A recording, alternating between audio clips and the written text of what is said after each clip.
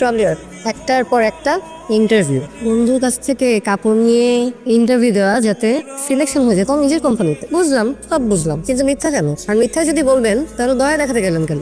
দয়া না, ভুল শুধরানো। কিসের ভুল? যে ভুলটা 5 বছর আগে হয়েছিল। 5 বছর আগে তুমি আর আমি দুইজন ইউনিভার্সিটি এক্সপেল হওয়ার পিছনের কারণটা ছিলাম আমি। যদিও দোষটা আমার ছিল না, কিন্তু ভুলটা আমারই ছিল।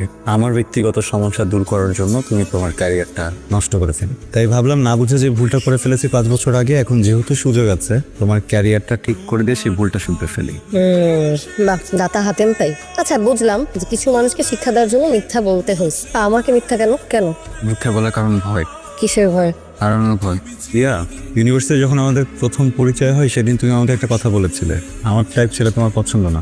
আমি খুব নর্মালভাবে নিয়েছিলাম, হতেই পারে পৃথিবীতে তো আমি আর একটা মাত্র ছেলে না যাকে তোমার পছন্দ করতেই হবে, বা তুমি একটা মাত্র মেয়েই না যাকে আমার পছন্দ করতেই হবে। কিন্তু বন্ধুত্বের দিন যত বাড়তে লাগলো আমার ভেতরের অনুভূতিটাও কেমন যেন পাল্টাতে লাগলো। গ্রাম থেকে আসা একটা ছেলে যে ঠিক মতো কথাও বলতে পারতো না, ওর জন্য তুমি কোনো কারণ ছাড়া এত ফাইট করতে, সবার সাথে ফাইট করতে। আমি না মানুষটাকে কখন ভালোবেসে ফেললাম নিজেও টের পাইনি, কিন্তু বলিনি, ভয়, মনে হতো তোমাকে হারিয়ে ফেলবো।